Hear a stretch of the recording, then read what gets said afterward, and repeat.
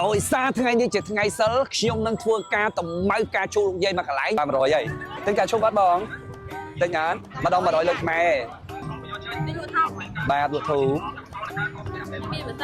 បាទមានមួយសែនហើយទៀតកូនទឹកស្លាប់អូ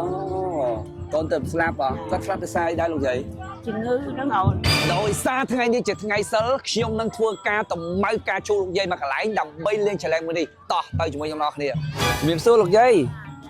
អូយលោកយាយអង្គុយមុខអត់សុបាយចិត្តសោះអញ្ចឹងអត់សុបាយចិត្តលក់អត់ដាច់ចៅសុំដាក់ម៉ៃមួយមកហើយមិនដឹងលក់អត់ដាច់មកពីយាយមុខអត់នេះដឹងលក់អត់ដាច់មកពីគេមិនសូវទិញគេមិនសូវទិញហ្នឹងហើយអានេះ10000 20000 30000 40000តោះឥឡូវមិនបាច់និយាយច្រើនទេតាខ្ញុំជូនលោកយាយ50000ហ្មងលោកយាយអត់យកផ្កាហើយចង់និយាយថាផ្កា40000អញ្ចឹងខ្ញុំថែមពីលើ10000ទៀតអស់50000បាយចិត្តអត់យាយបាយចិត្តខ្ញុំនិយាយមកបាត់រីកសោះខ្ញុំតាមមើលមិនឃើញគេព្រមព្រៃយាយគួយចង់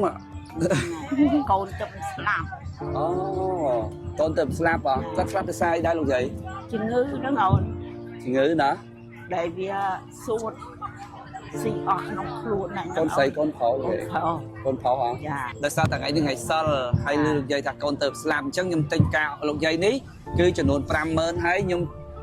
ជូនលោកយាយ50000ពីលើទៀតណាលោកយាយណាអានេះថ្លៃផ្កាហើយជូនលោកយាយតាអរគុណដល់ណាតបានទីក្តីសុខក្តីចម្រើនឲ្យអូនបានរកស៊ីមានបានទៅតាណាជួបកន្លែងល្អណាស់ចាយណាសាធុលោកយាយបាទអរគុណច្រើន